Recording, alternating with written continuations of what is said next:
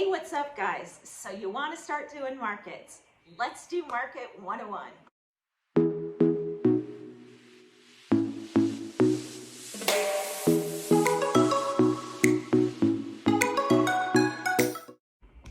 So hey guys, how's it going? It's Connie with Scandeez, and I just did a little impromptu small venue question and answer probably a couple days ago with a group of girls, and it went really well. And we wished we could have recorded it, and it just wasn't possible on the venue that we were doing it with.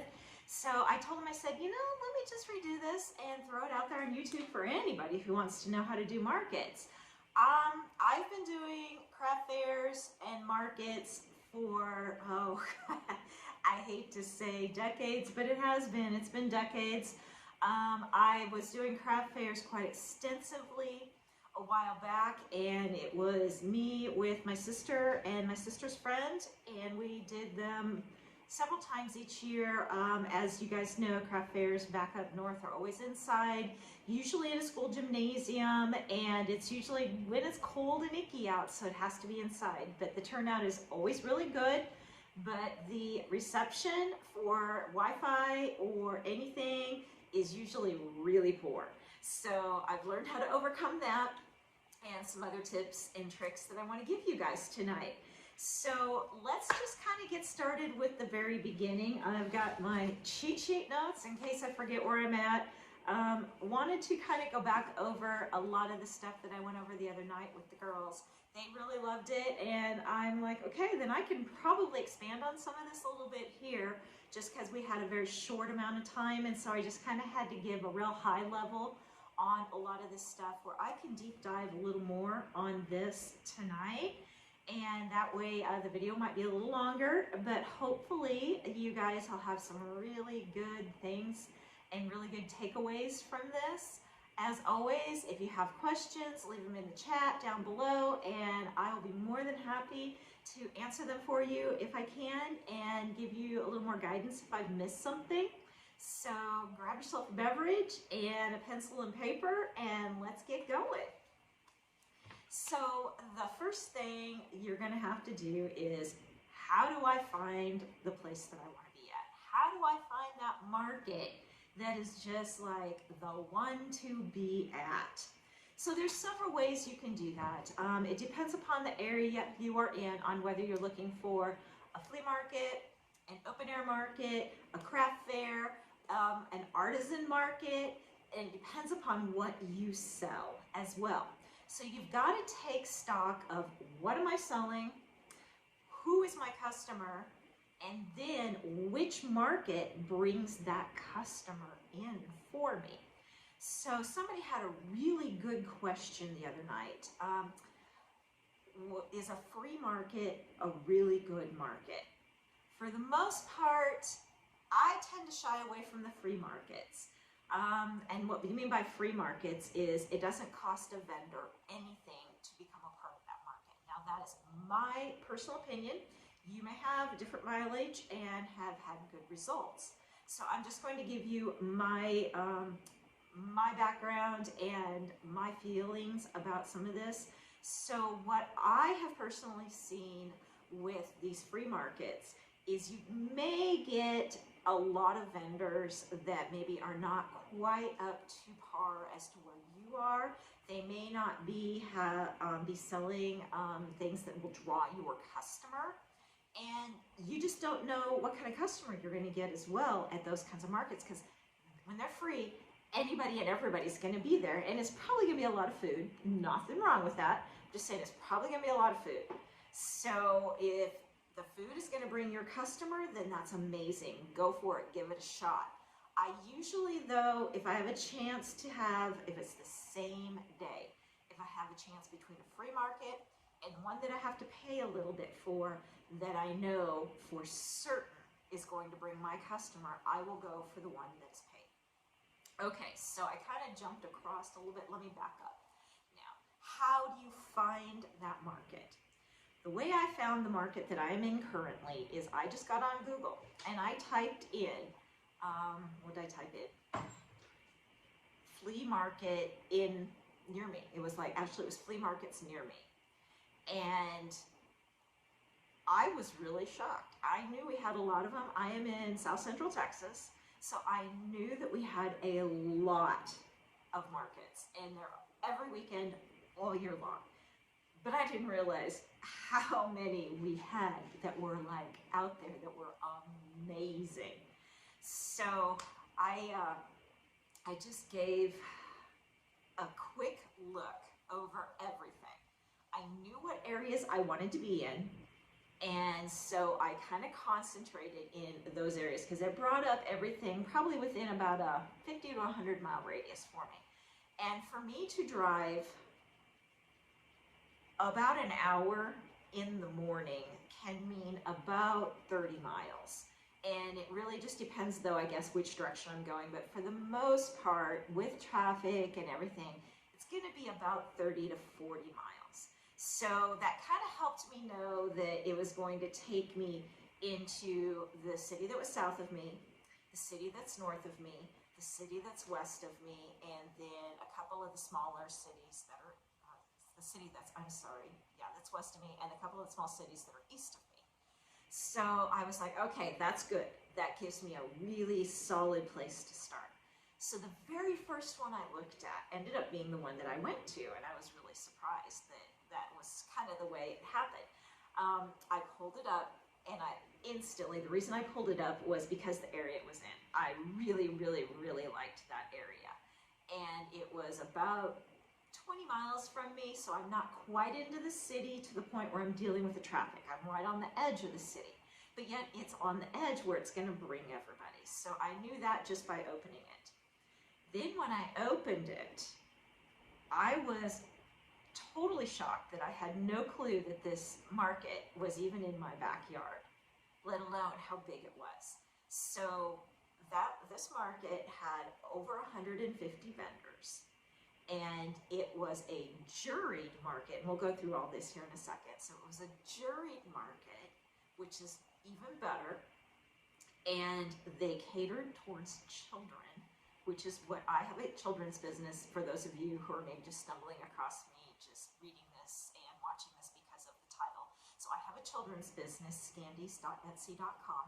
So that was a huge, huge plus right there for me. I mean, I kept hitting plus after plus after plus after plus, and I'm like, what? Okay, so this one's gonna be expensive. I instantly was like, oh, look at all of this. And they had their own Facebook page, and they had lots of following, and they had all kinds of rules, which is good, and all that. And I was like, okay, let's go see what this is gonna cost. I'm probably gonna have to just suck it up and pay this big amount. And when I looked at the price, I about fell over. I was like, okay. I had my application filled out within 5 minutes, sent in. Okay, so now let's back up a little bit and go through some of this stuff that I talked about, because it was real high level, and it means nothing to you guys until I really get in and explain why some of this stuff was really a big deal. Okay, so find the markets that are in your area that have a good draw of your customer.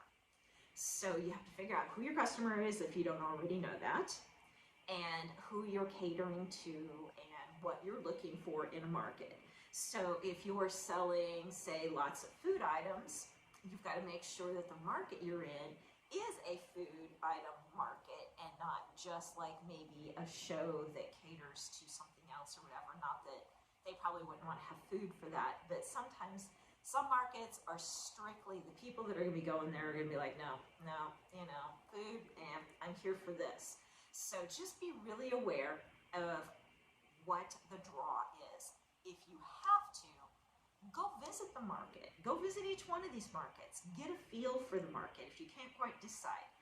And go see how they feel, if they feel like you belong there, if you like what you see, if you like how it's being run, if you like how they're parking people. That's huge. I mean, that tells you a lot right there. How you walk in, are the vendors excited? Or do they seem just a little disengaged, or setting back and not trying too hard to make the best of their booth and are little clues as to what kind of a venue it is and what kind of a market it is. So once you've kind of narrowed it down to one or two, or maybe you found the one, then look and see how many vendors are there. That's another one. You want to get into a market that has a lot of vendors, because then they will also go through with a lot of marketing, because they've got to have a draw to bring the people in to be able to support that many vendors time and time again.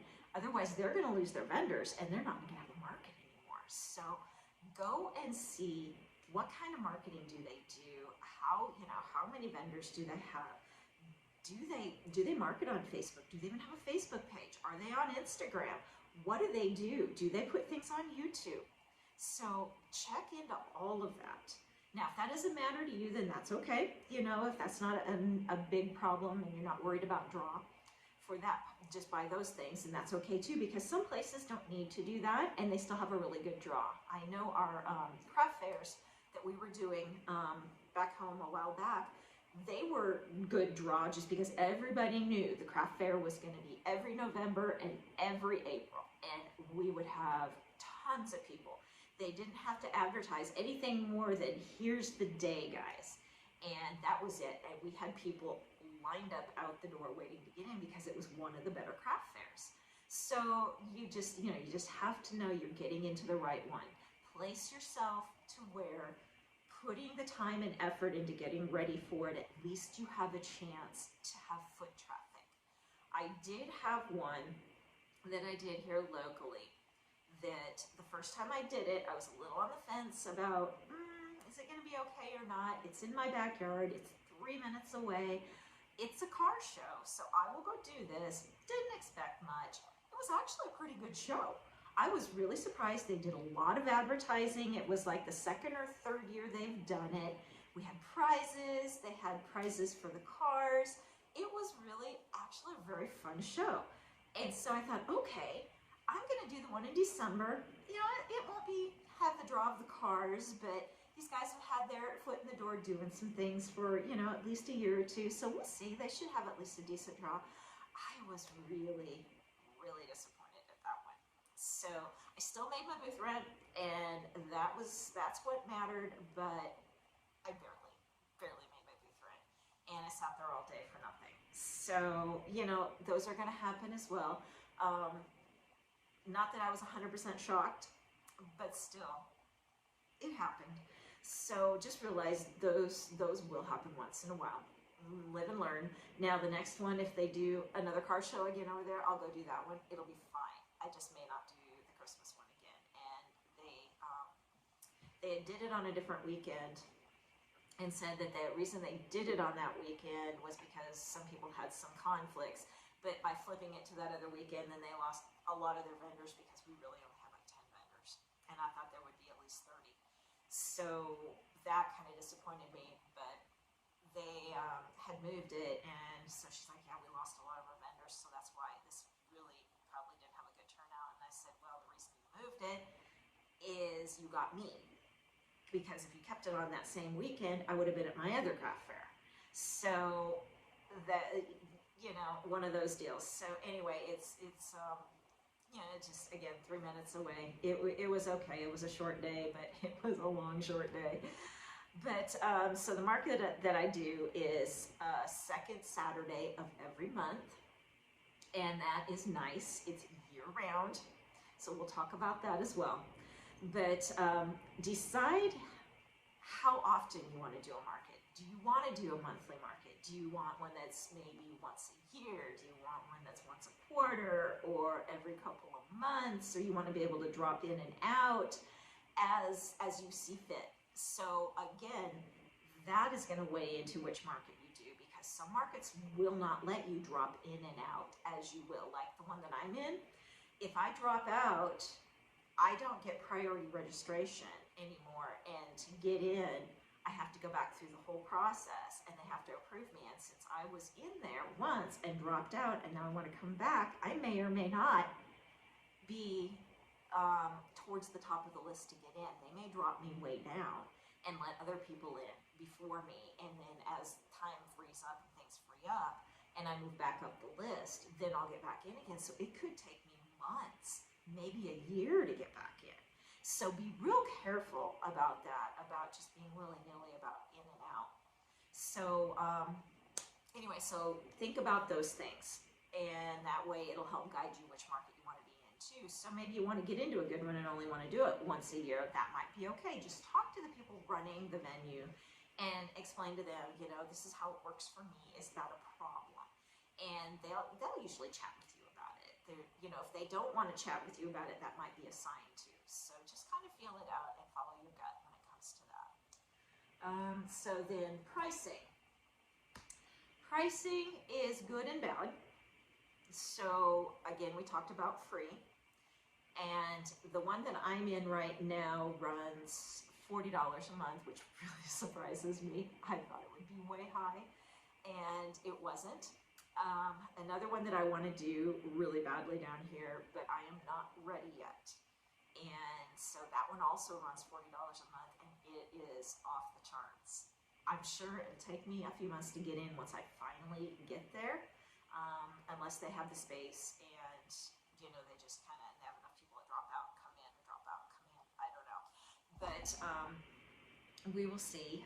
That's in the future yet. I still have to get myself to where I feel like I have enough inventory every month to support the one that I'm in right now before I can take on a second one, because that means twice the inventory, because that one I think has even more foot traffic than the one that I'm in.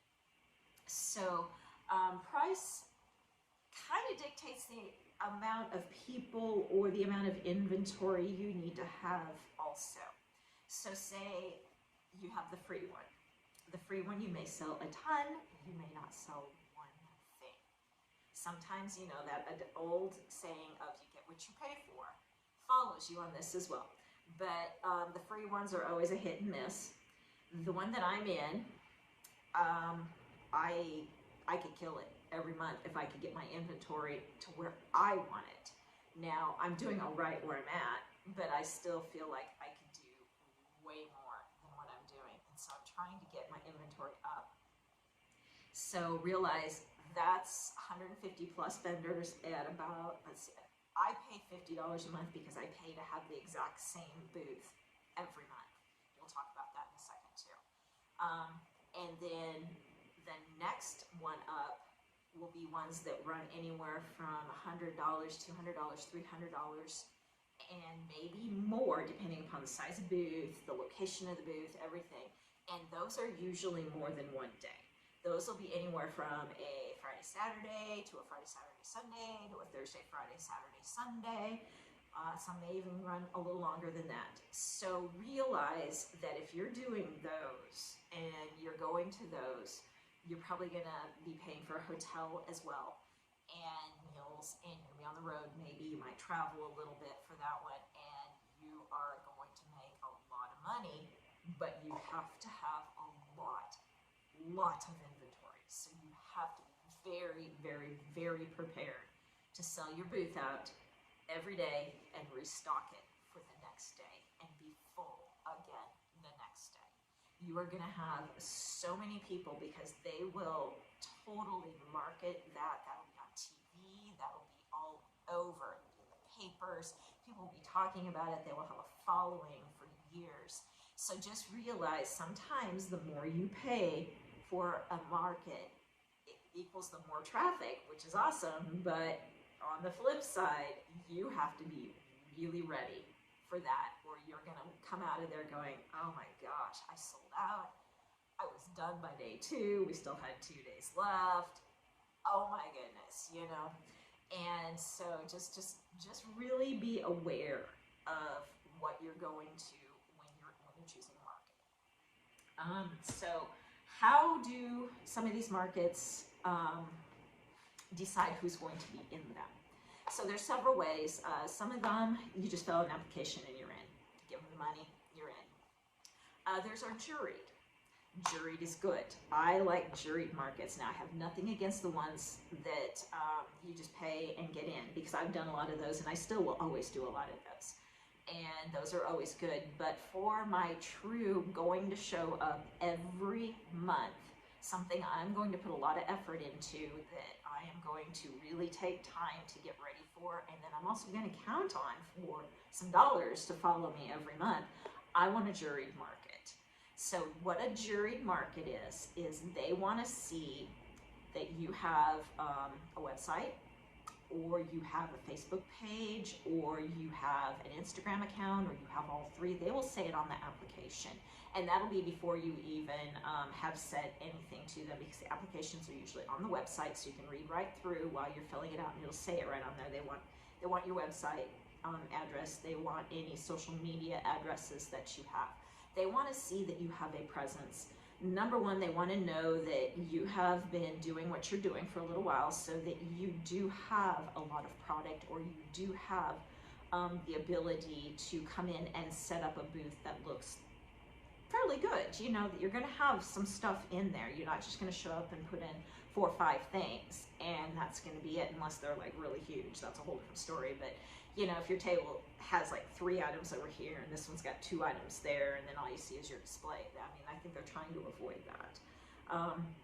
So juried is good. So they're looking to see that you have all that. Plus, they also want to make sure that they don't have like 20 people that are doing jewelry, and 30 people that are doing cookies, and 25 people that are doing salsa. You know, they want to have a good mix.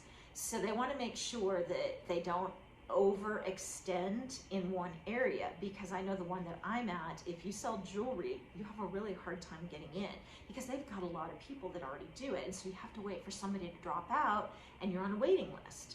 And I understand why, because they want to make sure they have a nice balance of everything in there. I think I'm one of the few that sells kids' clothes. I'm really shocked. I thought for sure there'd be more of us. And when I applied, she instantly emailed me back, and she's like, oh, that's really great. You know, we really need you. And I was like, yeah, and the market that you have is like slated at kids really hard. You know, I'm really surprised. I mean, every month they have kids activities. They have, in September, right before you go back to school, they have all the principals in the area and all the teachers come to the market so that the kids and the parents can meet the principals, meet the teachers. They have a dunking booth. They'll put the principals in there and let the kids dunk them. They have coloring activities, and they have backpack giveaways and stuff like that. So every month there's something for the kids. Every now and then they will do something to support like the local firefighters and policemen and stuff. So every month we have something that is supporting somebody or whatever, but most of the time there's a kids thing. So I was really shocked that they didn't have more kids things there. So there's still some things there, but I thought for sure she'd be like, oh, well, we've already got a lot, you know, let me see if we can get you in or not. But she didn't. So juried is good. So don't be put back or put away if you don't get in the first time on a juried one. Find out why. Find out, is it they have too many? Are you missing something maybe that they're looking for that you can improve on to help you get in? You know, that you could just be missing one thing. Like they're like, oh, well, you didn't have a Facebook page. Okay, get a Facebook page put up, because they want you to help promote. And that's what they want you to do, is they're trying also through all the social media. They're telling us constantly, get on there and like our page, share the page, get it out there. You know, they're just trying to get all of us to help with the marketing effort. So just make sure that, you know, for some reason you don't get in, you find out why. It could be something so simple and you didn't think about it and you missed the window for that month, but you will possibly get in for the next month, so you can reapply again, have everything taken care of. It's kind of like turning in a term paper. What did I do wrong? And I got to rewrite it. So let's make sure we did it right. So those are always good though. Juried shows, don't be scared of them, okay? Let's see. Talked about all of those. Okay, so the rules. There's rules. Even if they're not written, there's still rules that vendors know. If you've done markets, you know some of these rules, and they're kind of the same from time to time to time to time and place to place to place to place. The number one is show up early, be set up, be ready at least a half an hour before market opens. At least. I'm usually there, set up and ready well over an hour before, because a lot of people come screaming in at the last minute, setting up really quick, getting in each other's way, and it's just a flurry of activity. And I don't want to be a part of that. I want to just be relaxed and kind of fluff in my booth and, oh, there's a price tag missing. Let me get that put on there, you know. Sit back, drinking the rest of my coffee and just having a little breakfast before everybody starts coming in. And then I just watch, and if somebody needs a little help, I can run over and help them real quick and that kind of thing. So be early. And I usually try and get there. Our market opens at 9. So I'm usually there no later than 7:15. And it takes me maybe 5 minutes to unload my vehicle, and then I have to go park. They don't want us to set up and then park. They want us to unload and then go park and then come back and set up. So it takes me 5, maybe 10 minutes to unload. Then I go move my car, come back, and then probably just to get everything set up, because we have to do canopies, it takes me about 15 minutes to do that with my tables and to get it to a point where, okay, now I can start placing my displays and getting my product out. So that's not bad. That's not bad. And so then once I've got that up, then I can start breathing and just relax. And I've probably still got an hour and a half before the first people kind of start coming through a little early, because 9:15 we start seeing a few people show up, even though, you know, it starts at 9, but, you know, it's still, they want you ready by 9. I'm usually ready, but like I said, I'm still maybe fluffing a little bit. So yeah, I'm ready. If they walk in and I'm not completely fluffed, I'm not so worried about it, but you know how we do, we finesse. So that's one of the rules. The other rule that every market is, you're going to hear it every time, and I totally understand it. You do not break down until the market is over. If the market is over at 3, you do not start breaking down until 3. Not 2:55, not 2:53, 3 o'clock. And they do monitor that hard. And a lot of people abuse it, and they will not let them back in again. So just be aware. Doesn't matter if you sell out, doesn't matter if anything, you have to stay set up. In fact, it's good for you and them. If you're sold out and people are coming through and they're like, oh wow, you're sold out? Man, I gotta get here early next time. So it causes demand for your stuff because it's out. So, you know, I think that's a good thing. And it allows the market also to still have a full market, even if you're out, because nobody wants to go shop a market that's really sparse with vendors. And it's because the vendors left. Well, and then on top of it, where we park, we would have to drive through the market to get out. So we couldn't even leave if we broke down. We would have to sit in our car. And you don't want to sit in your car for 2 hours. So stay set up. You don't know, you might take some special orders during that time. You might talk to some potential customers about something that you wouldn't have known about. So just stay set up. Every market you're going to hear that from. And then once they give you the okay, at my market, you still can't move a car until 15 minutes after. You can start breaking down, you can start pulling everything down, but you absolutely cannot pull a car into the marketplace until 15 minutes after. And they watch that hard as well. And that's just purely for safety, because there's still shoppers there. They're still walking through the market, and they don't leave right on the dot. They might still be making a sale with somebody, and somebody could over here still be doing something for another 5-10 minutes yet, because you know, they're not going to say no to money. So they've got to watch out for that. That's purely a safety thing. And they literally will stand right there so nobody can move their cars. They have people even putting cars in the way so nobody can get past even the people that are standing there. So you literally can't get out. So just be aware of that. Now, if there's an emergency, then you work with the people that are running the marketplace, and they will help you get to wherever you need to be if there's an emergency. But just a standard, hey, not going to happen. So just be aware of that. You know, you're not going to be able to come and go with your car usually. Now, there might be some markets that you're parked so far away that you can come and go with your car, but your booth may not be manned if you're there by yourself. So just be aware of that as well.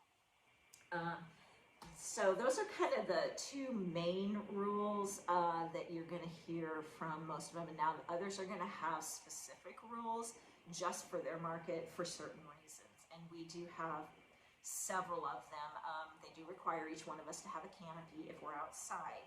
And they do require each one of us to have weights on that canopy. And then if there's a wind, then we have to have heavier weights, and they will check. And then I've had 2 markets in the last 3 months, which has been really bad, where it's been so windy, like 30-mile-an-hour winds, that we couldn't even set the canopies up, which I was okay with that.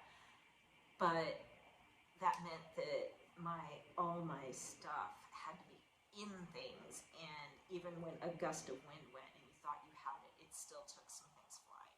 So everybody kind of just helped each other out, and we were catching people's stuff as it went by. It was really frustrating. But that's what you deal with sometimes when you have to be there every month so you don't lose your spot. And then one month we had light rain, mist, so no wind, thankfully, so we kept our canopies up. But all of my product and all my clothes and stuff got just damp enough that when I got home, it looked like somebody had been sleeping in every single thing I had. So I had to re-iron everything, freshen everything up. All my tags were smeared, so I had to re-tag everything. So just be cognizant that that stuff can happen. Customers are very understanding. You know, if they're there shopping and the elements are going on, they get it. You know, they're there. You know, they know.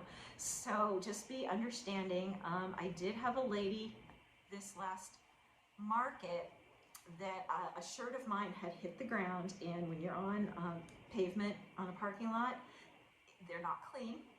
And it wasn't super dirty, the shirt wasn't, but when I picked it up, I mean, it hit the ground for literally like not even a second. And I had it in my hand, yet I could see where it hit the ground. So I took it and I put it away so I could take it home and wash it. And that reminds me, I've got to wash a couple of things here. My market's in 2 weeks, so I gotta remember to do that.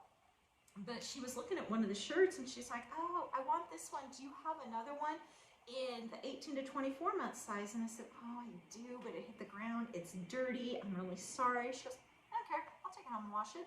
As long as you've got it. I just want the size. And I was like, okay, that's kind of cool. And she didn't care. She didn't want to look at it or anything. She's like, no, as long as you've got the size, I can get it out. She goes, it'll be fine. So I still sold it. So you never know, people ask, and if you're honest with them, you just still might sell it. So that was kind of nice, and that's them understanding the elements. So just pay attention to the rules. Make sure you are very cognizant of the rules. At mine, we have to actually initial each rule when we apply, so that they know we've read them and we are understanding of them. And then they send out an email. I'll get an email at least 2 weeks before the next market with all the rules in it again, and then I'll get it again the week before the market with all the rules in it again, and then I get it the night before the market with all the rules in it. So they're very, you know, my guys are really serious about it, and I'm glad that they take this very seriously, because some of these rules are definitely for people's safety. So it's all good.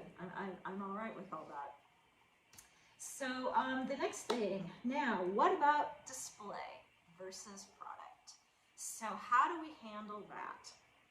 So I'm going to talk from having to be on the outside. You know, some people, you guys are all going to be on the inside. So I've got the canopy. You may or may not have a canopy.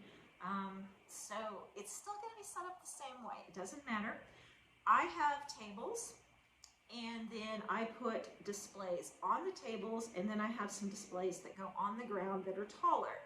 So you want to make sure that your product shows, not your display. So when you set something up, stand outside your booth and look.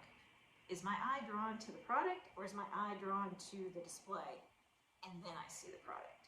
Now, it might be okay if it's drawn to the display and then to the product, but you have to decide when you set yours up. For the most part, you really want your product to shine and your display to either be non-existent or be a really soft backdrop. So for that thought, I did mine to be everything to be kind of a white off-white.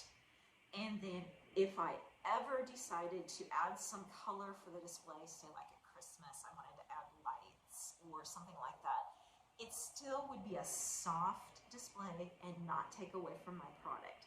And in that way, my product would show, because my product tends to get very colorful and very, the prints can be very fun to look at, and that way it doesn't fight with my display.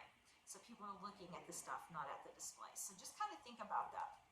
And then with my tables, I always put some sort of a cover on my tables. Now notice I didn't say tablecloth, and I didn't say anything had to be really exciting or whatever. Some people actually have like a cloth that has their name on it and everything, and that's perfect. If that's what you have, do that, because you really do need to have your name, and we'll talk about that in a second.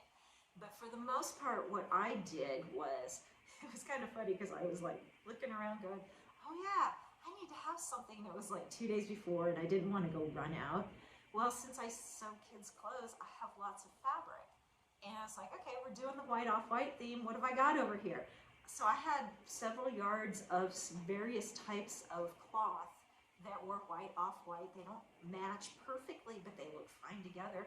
And so I just took those and throw those on the table, fold up the ends underneath if they're, if they're kind of jaggedy looking, and that's what I run with. And nobody looks at my tables.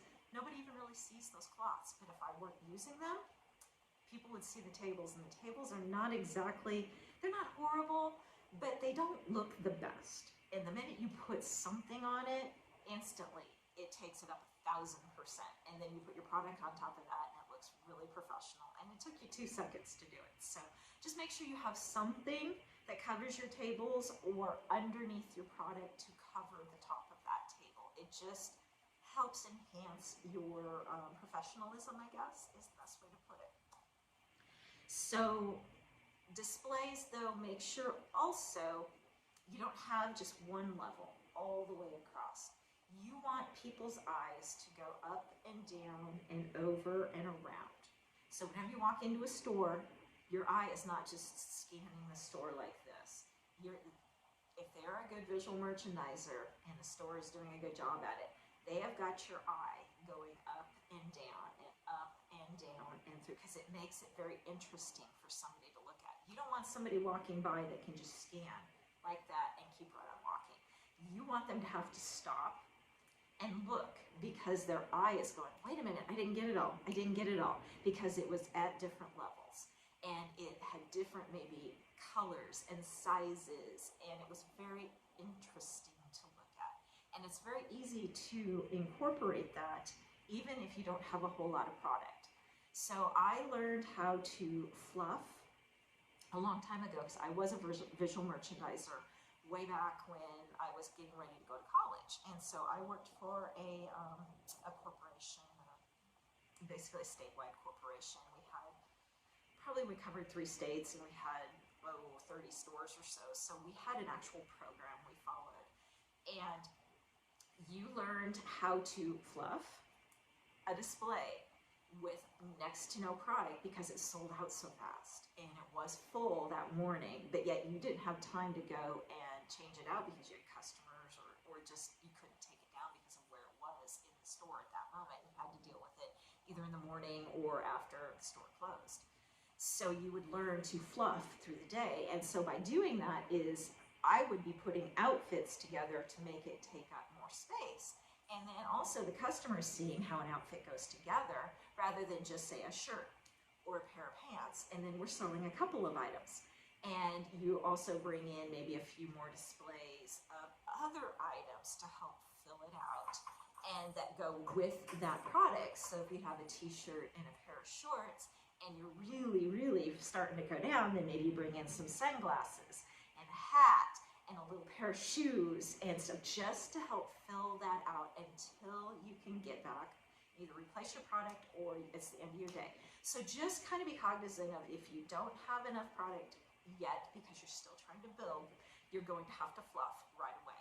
And there's nothing wrong with that if you already know you're going to have to go in doing that. So just be cognizant and really look at that. And that's a whole other topic we can get off on, but I just wanted to give you a real quick synopsis on that.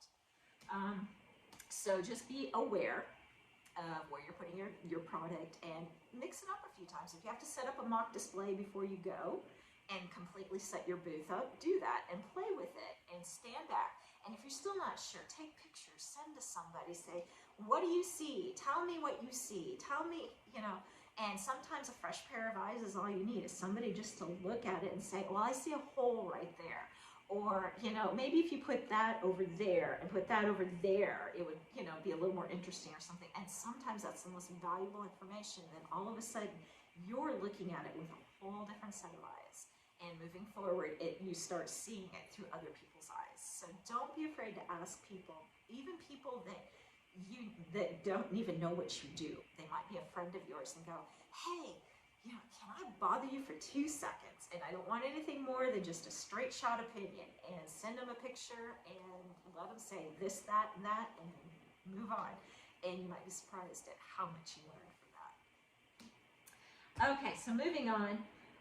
What about banners? And you've got to have your name out there. You have to have your name. That's also one of the rules in our market, is we have to have our name up somewhere as a banner, as a sign, or whatever. So I was running out of time when I first applied, because I decided kind of at the last second that I wanted to do it. I knew I had probably 3.5 weeks till the next market, just by doing the math of when I did the application and when it was coming up. And I thought, well, if it takes them a week or 2 to get to me, I got to start doing this now. And then if they say no, then I'm already prepared for another market, no big deal. So I started, because you've got to set up, you know, all your background stuff. You've got to decide if you don't have a canopy, you got to buy a canopy. If you don't have a banner, you got to get a banner. If you don't have displays, you got to do all that, plus make inventory. So I did a real fast sign. And in fact, I've got to redo the sign because it's getting a little beat up.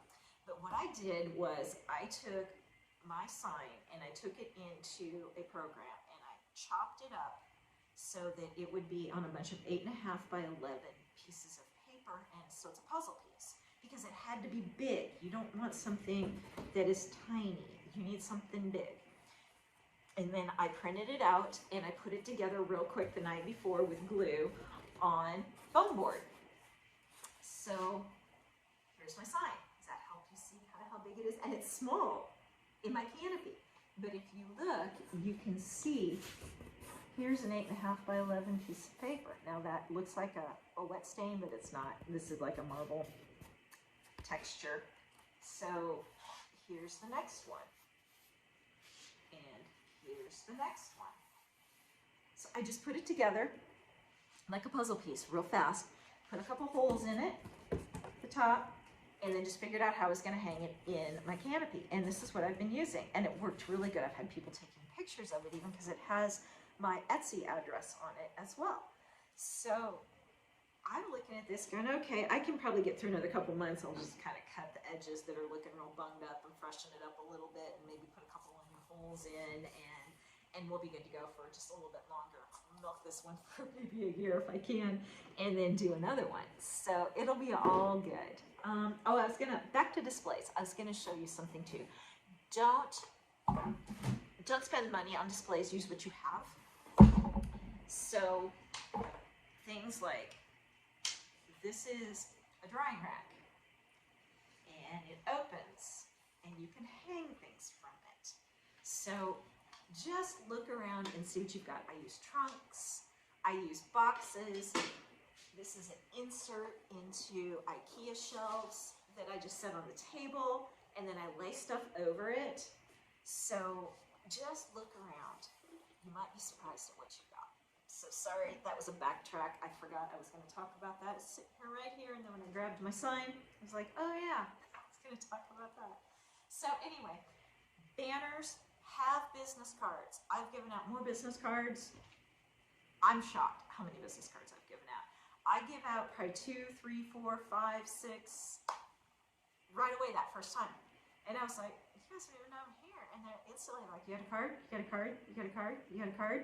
And it's like, yeah, I do. That's so cool. So always have business cards. Even if you just have to quick print something out the week before you go until you can get some made and until you see how many you really need. So do that. One lady, like I said, just took a picture of my sign because I was digging for my cards because I'd run out and hadn't replenished finished and she was in a hurry, and she was like, oh, and I was like, well, just take a picture of the sign. She's like, well, yeah, duh, of course, so she did that, and it worked out really well. So, so be prepared for everything and anything when it comes to that, and just roll with it. It'll be all good. Okay, so day of. What you want to do is you want to pack your car the night before, the afternoon before. You do not want to pack your car the day of. You pack your car with your displays and anything that really doesn't matter. I just don't put in things like my money and any of that until the next morning. I don't put in like any technology like my card readers and any like iPads or anything. That stays in a bag, ready to go in the house. And that way I just grab that, and that's my last minute thing. Food's always my last minute thing, all that. But always pack, the first couple of times you go, make sure you have a checklist so that you know you've got everything. Otherwise you will not sleep that night before because you'll be going through it. Do I have this? Do I have this? Do I have this? And so as you pack it, then you can check it off. And then after a couple of months, when you unload, you kind of put everything in the same area. And so then that way, the day before, you just pack from that area again, and you know you've got everything. And then if you've got anything that needed repair or whatever, you've probably already done that, and you can, grab maybe some new things or whatever. But you have your area that you put everything in, and then you just start grabbing from there, and you know you've got it all. And then you're looking through as you're putting it in, you know you've got it all. Because I pack my vehicle the exact same way every time, and I know if I'm missing something because that's not where it. Yeah. So I'm a creature of habit for a reason, because I don't like checklists. I literally don't like checklists, but I do checklists when it's needed. So that's why you do the day before, because then you can concentrate on other things like the night before. Make sure your card reader and that is all charged. Your iPad, your phone, whatever is all completely 100% charged. And I charge the night before or the day before, because if you charge a couple of days ahead, it still is going to discharge a little bit. So you want to have it as full of a charge as you can. That way, when you hit the ground running at market, you've got a full charge. And so make sure that that is going out. What I finally ended up doing was buying a little battery charger, a battery pack to take with me. Because I had the little tiny ones, and those still, I didn't feel confident that I was going to make it through a full day with both my phone and my card reader if they both needed a charge. So I just finally took that stress away and bought one of these off Amazon. And there's a million of them out there. Just, make sure it has enough juice to recharge as many times as you need. The thing I like about this one is I can just lay my phone on the top instead of having to plug it in. It just lays down on top and charges. So I can just grab it. If I have a sale coming up and it's charging, I just pull it off of there and away we go. So I like that feature. And then it's also got a light on each end. For some reason, if you're in the dark when you get there, because you got there early and it's too dark, then you've got a light, a bigger light than say just your phone or your car lights or whatever. So I've used it once and I'm just so thankful for it. So just a little food for thought on that. Battery backup is huge. Make sure you bring food, make sure you bring water, and you bring lots of water, because talking takes more out of you than you realize. You will be surprised, and then the elements, if you're sitting outside, you'll be surprised at how thirsty you get, so have lots and lots of water. If you're the only one in your booth, which that's me, I don't have anybody that goes with me, make sure you make friends with people on each side of you, because you're going to need a bathroom break. You're going to be there a long time. You will need at least one bathroom break, if not more. So you watch their booth while you go, you watch their booth while they go, they watch your booth while you go, and you literally run and do it as fast as you can, because I guarantee you, every time I would go to the bathroom, somebody would come into my booth. Every single time. And they'd want to buy something or they'd have a question.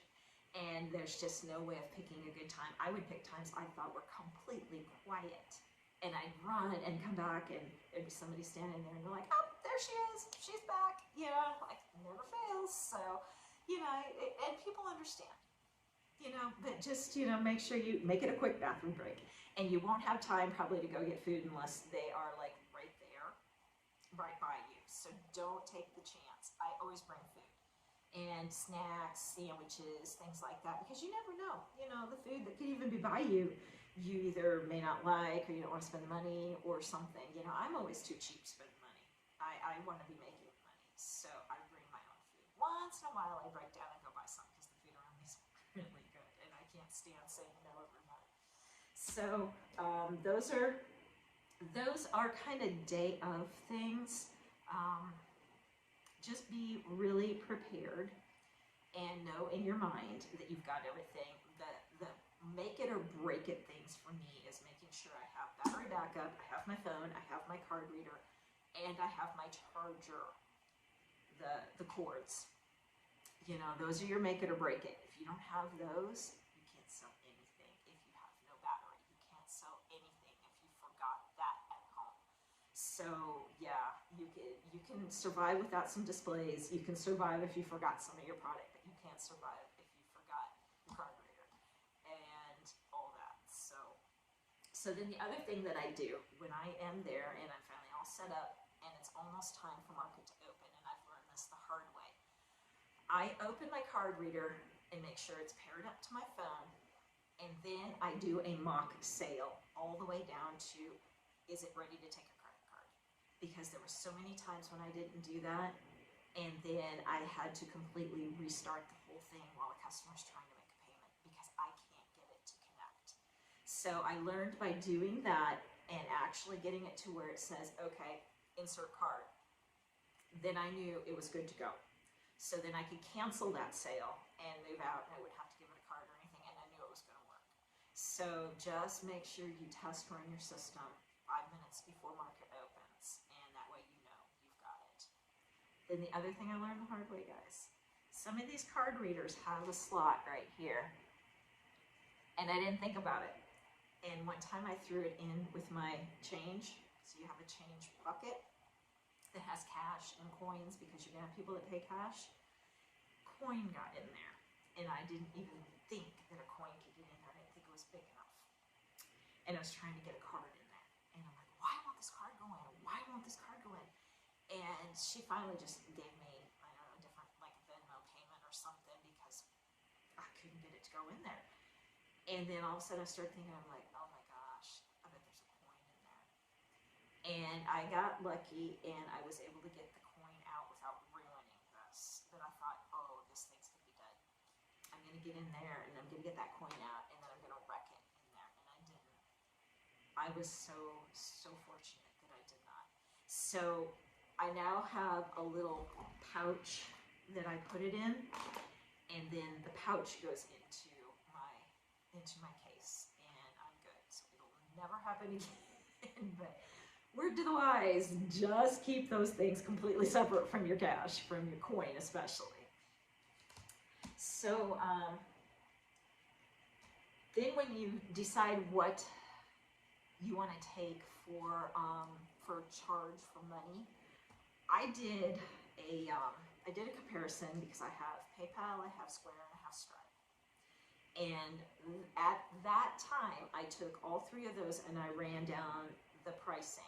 So I ran down how much is it per transaction, how much is it for this, how much is it for that, and figured it all out and came out with, okay, this one right here is the cheapest one for that. Now I have to go get a card reader. What does the card reader look like, and how much is that going to cost? At the end of the day, I ended up going with Zettel, which is by PayPal. And at the time that I did this comparison, and now this may not be true today because this was last August, but that time, that month that I did the comparison, they were cheaper than all of them by a small amount on all of it. So on the percentage and then the transaction fee, they were cheaper just by enough that, you know, it adds up over the course of how many sales. And then they gave me this cool reader. So I've got the reader, which accepts also the credit card. And it also takes several different forms of payment like the Venmo and the PayPal and all that too as well. And then I can do a cash sale and everything on here.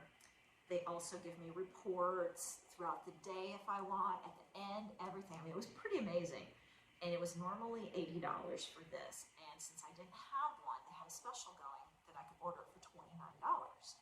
So I was like, yes. And they got it to me like within 2 days. So check everything, and then also make sure you have a reader that is really, really good. So look at all of that, because these really make a difference as well. This thing connects up to my phone, and then I make the sale through the phone, and then when I'm ready to take the credit card, this takes the card.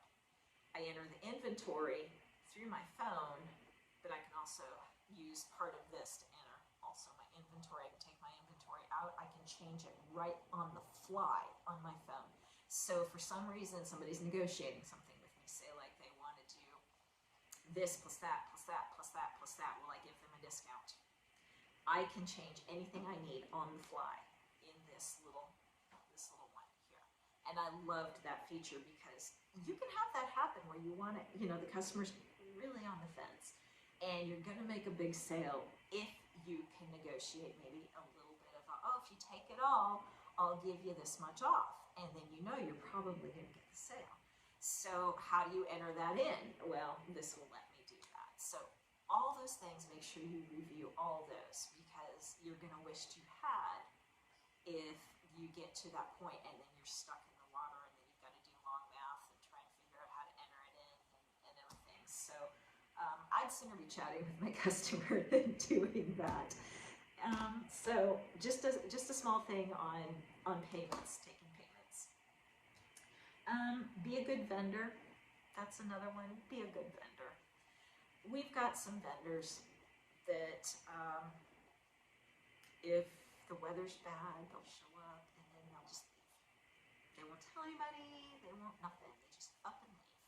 Well, they're probably not going to let them come back. But that's not being a good vendor. You know, talk to the people that are running the venue if you're having an issue with certain things or something's not going right. Make sure you discuss with them what's going on. Sorry, I was looking out the window and thought I saw something and it was just an illusion. So just be cognizant that these people that are putting this on, they have you times how many other vendors and how many problems that they're dealing with every time. So don't just kind of, be on an island and decide you're just going to up and leave. Or you're going to decide this or that if it goes against a rule. Talk to them, you know, and they'll probably help you through it, and they will be more understanding if you talk to them than if you just up and leave or up and do something and then talk to them on the back end. Or not talk to them at all. So, yeah, there's just some things I see that happen at the markets and I just shake my head. I'm like, that is so not being professional. So just be very professional when you're there. It goes a long ways, and the people that are running the venues appreciate it more than you ever could know. Pics, videos, that kind of stuff. Be really, really, really conscious. If you're going to take pictures and put them on social media, if you're going to do a real quick live through YouTube and then post it. YouTube has rules about music, and music sometimes is playing at these markets, and that's probably copyrighted music. So just be aware if you're doing a real quick live that there's no music going on. Even if your vendor next to you is playing something, you can't have that. So just make sure that there's no music going on. There's nothing copyrighted that can be mistaken in the wrong way. So just know your backgrounds. When you take pictures, same thing. If there's something that you are getting from somebody else's booth that maybe you should ask permission if you can post, make sure you do ask permission. Be very aware of what is in your pictures before you go post them. I would be more quickly to say, hey, I took this really cool picture, you're in it, Do you want a copy of it? And is it okay if I put it on my Instagram? Are you all right with that? I'll tag you. You know, and most of the time people are like, oh yeah, that's really cool. My venue has somebody for the venue that goes around and takes pictures of everybody's booth, and they post it on YouTube. They post it on Facebook every month. It's free advertising for us. But they ask, when they come into my booth, they ask, can I take pictures of this? They just don't walk in and start taking pictures. So just be very, very, very polite and very professional when it comes to that. If somebody else is taking pictures of your stuff and you don't know what they're going to do with it, just politely ask. Just approach them and politely ask. You know, you can do that if you do it in the right way. And then you never know. You might get some free advertisement out of it and they just didn't tell you. And if they say, yeah, I'm going to post it, you're like, can you tag me? Because if they tag you, then it goes further as well. And then you can grab it and repost it and make it go even further. And it might be the best picture ever. You're just like, wow, I almost missed out on that. So do all of those things. Just be very aware, and you can still do some of it. When I set myself up to do a live, I usually will do it right away while everybody's still setting up, and then I will put myself literally like right in the middle of my booth so that if anybody else is back there, they're almost blurred out because they are background, complete background.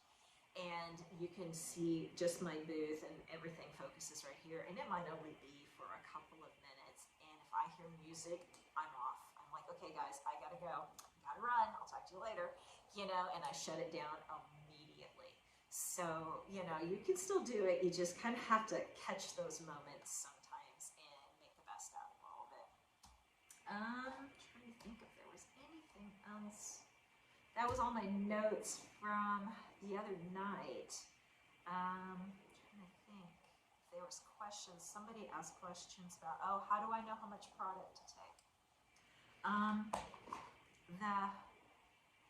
The advice I gave her was take your size range that you're going to do, or your color range, or whatever, and make sure you have a nice amount, number amount of that. So I'm going to say if I'm in a kids clothing thing and I'm going from newborn to 24 months, I want to have about 4 to 6 of each size minimum.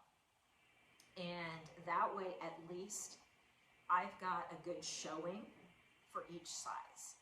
And then you'll kind of start seeing what sells, and you can kind of know on the next ones, okay, I gotta have way more.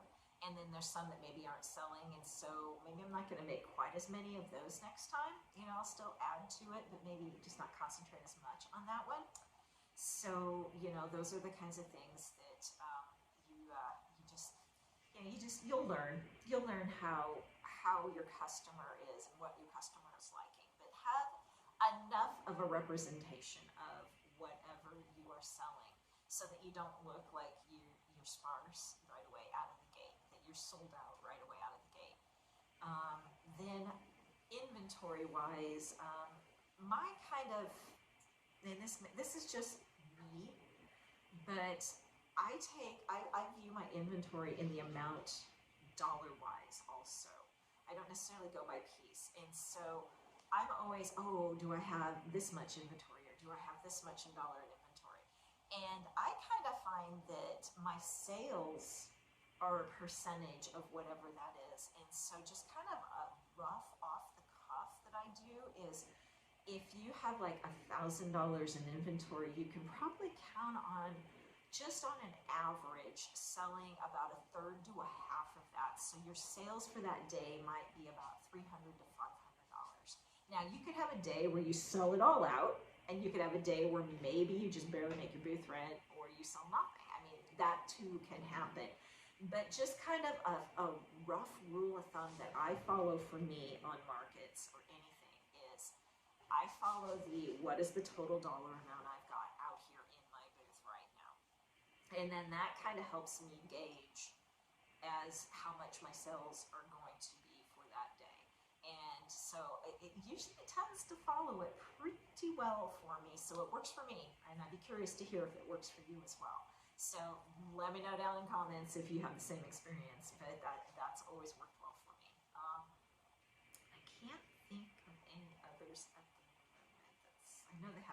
questions. And there was a couple more, and I cannot remember what they were. So anyways, I'm sure, you know, if you guys have some more tidbits or questions down below, we could have a Marketing 102 or something like that, Flea Market 102 video if I get enough things, or if we want to talk about displays a little deeper or whatever. But for now, I hope you guys find this helpful. I hope this was very informative for you, and that you guys get out there and just go do a market. If you've been wanting to do it, go do it. I come home from them tired, but oh, I'm ready to go to work right away because I'm just so pumped, and I want to make some more for the next month, and I want to get going again, and I've got ideas that people gave me, and I want to get going. So it's a lot of fun. It's a lot of fun. So if you're even halfway thinking about doing it, do it. Don't hold back. Just jump in. The only way you're going to learn is just jump in. And the first month or two, you might be a little nervous, and after that, you're going to be an old pro, and it's going to be no big deal. But anyways, I hope you guys enjoyed this video, and hit like and subscribe. You guys know the routine. That helps my YouTube channel, and I will see you guys really soon. Thanks.